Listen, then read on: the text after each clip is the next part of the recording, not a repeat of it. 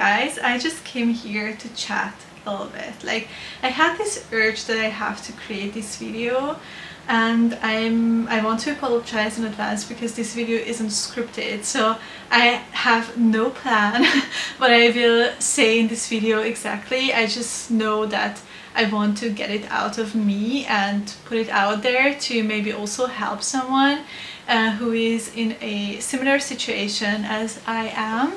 But I'm currently at my desk, as you can see, and I got my art supplies out for the first time in over 2 years. It breaks my heart to admit this fact and to face actually this fact that I wasn't painting and that I wasn't creating for such a very, very long time. If I want to be honest, I think it's been even longer than 2 years. So yeah, it feels so good to create and to do something with both of my hands. Like, literally the feeling of the first brush strokes they filled my heart up so much. And yeah, and how I ended up doing this is I was just doing normal Sunday kind of stuff, and I had this vision in my mind, like this, I saw this painting in front of my eyes, and I knew that I had to act upon it and that I have to get my supplies, otherwise it will never be a reality. I will never touch this piece of my mind, if you want, metaphorically, again, if I don't get my supplies right away. And I know this by now because this happened to me a lot of the times before. Also during summer, I can still somehow envision this picture in front of my eyes, but I had this same strike of inspiration during summer of a painting, and I wanted to paint this flow of the life. I had the title of it figured out. I wanted it to look a certain way, and then I never got my supplies out and put it on canvas because I was overanalyzing it in my head. Like, I was like, okay, but which colors, and this and that color, and this and that brush, and oh my gosh, I don't have that one, so I would want to buy it, and when should I do it, and what should be the title, and you know, just it's not working like that. Like, if you start to overanalyze things, especially if it's something very creative, like for example, in this case, a painting, it will never come to life if you are going into that very, very muscular energy, like overanalyzing it and so on.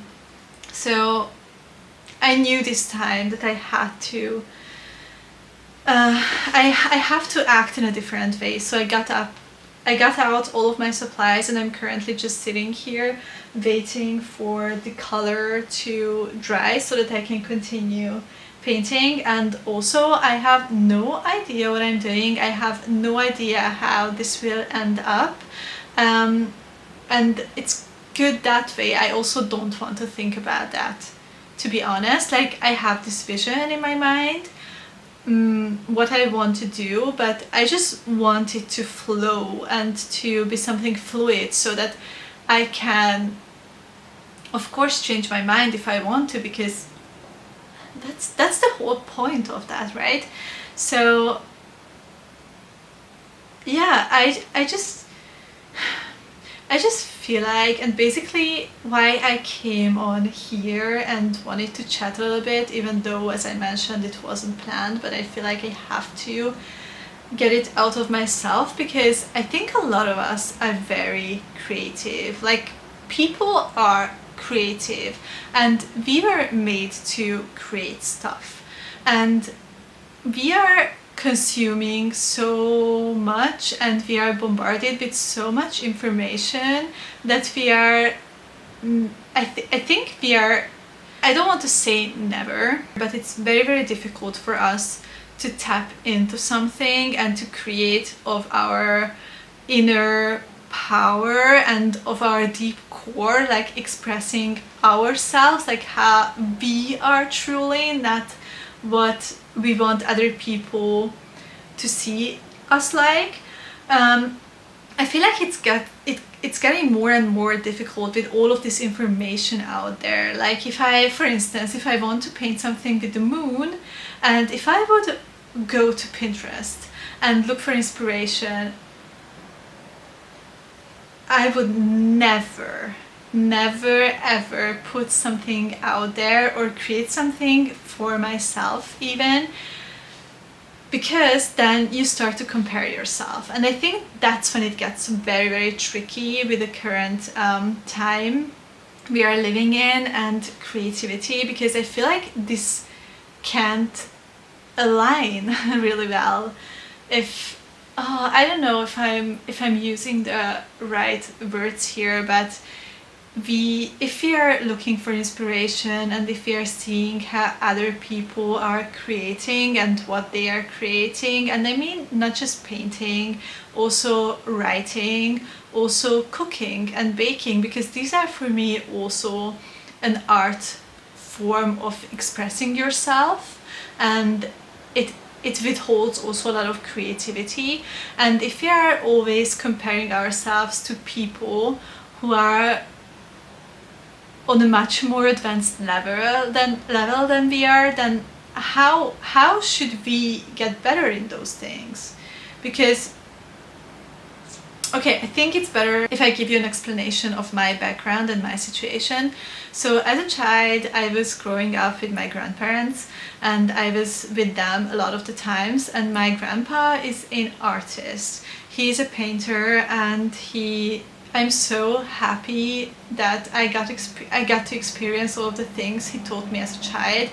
But he was very supportive of us expressing ourselves in an artistic way, especially with painting. Like I was writing a lot as a child and I was painting a lot, and obviously painting took over, like also because of the influence of my grandpa, because he was encouraging us to paint and he was giving us special workshops for us children, I mean my sister and my cousins. I was also going to competitions as a child, and then I don't have a better word for it, like something broke inside me with painting and creativity, because that's when I started to realize what other people are putting out there, and second, I had this I still have a problem with perfectionism, like I feel like a lot of us do, but basically I was having these vivid pictures in my mind, and I have a very vivid imagination. That's why I also love reading fiction, because I can visualize all of the characters and all of the places, and I feel like I created a different world in my head based on the book. And that's also with painting, like I get this very vivid pictures in my head, like I want to look at this painting on my wall, and that's what would make me so happy if I would have that. And then as a child I had this imaginations and I wanted to put them on canvas and I couldn't. Like I was obviously, even if I had help, like it's not very easy to paint even if you are experienced in it with it. So I just couldn't. A couple of times it didn't turn out as I wanted to, and then I quit. I just left it. I was so frustrated with creating.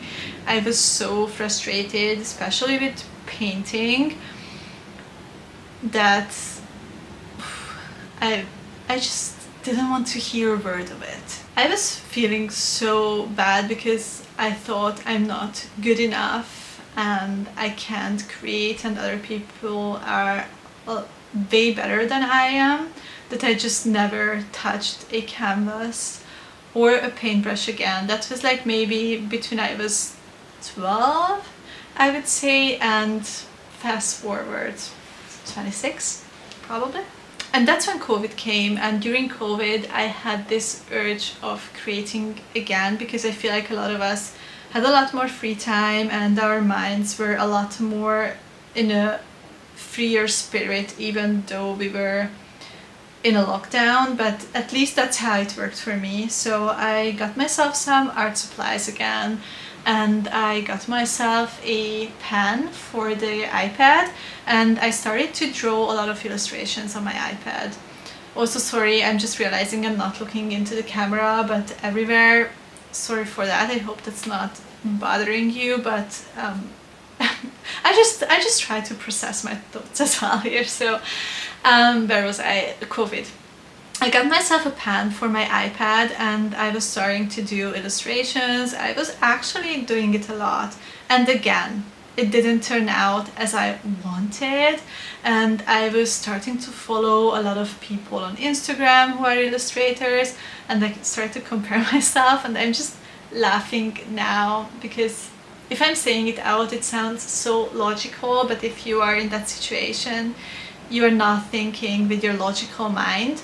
But I started to compare myself with my first drawings on the iPad to illustrators who are living of illustrating things and whose job is to illustrate. And then I lost my courage. I was like, I'm so bad. Maybe this whole artisty way isn't for me. Like, I want to be that person who is painting and drawing and illustrating, but I suck. That's at least what was in my head, and I'm getting so frustrated again because in a way that's true. Like, I can't draw and paint and do stuff like an illustrator or a painter does. But again, if I want to be more kinder to myself, I also have to admit that I wasn't putting in the work. Like, I'm not painting and drawing and illustrating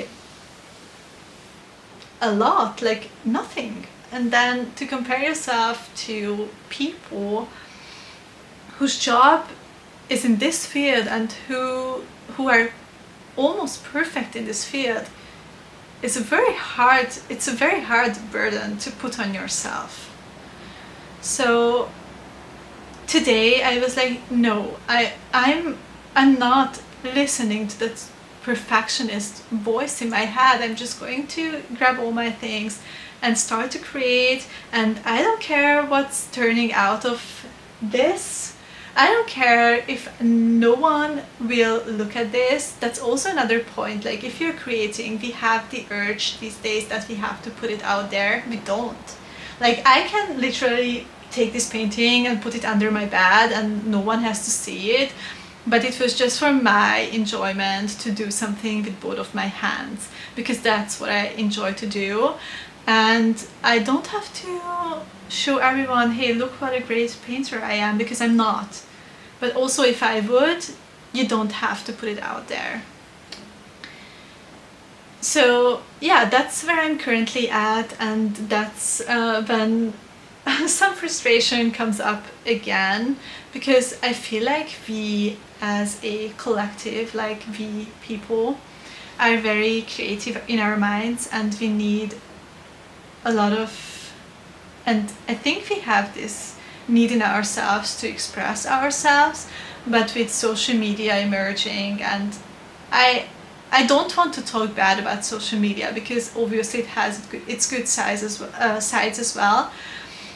I think we just have to be careful what we are consuming and how much we are consuming, and I think we have to create more than we are consuming. And again, it's just not about painting and writing and drawing. It can be cooking and baking as well, but we just have to create more than what we are consuming, and we have to get into this active mode and not just passively waiting for things to happen for us. Like Pinterest is the perfect example. Like I'm spending so much time on Pinterest currently because we have a project coming up and I don't want to be secretive, and I will talk about it in a video very soon.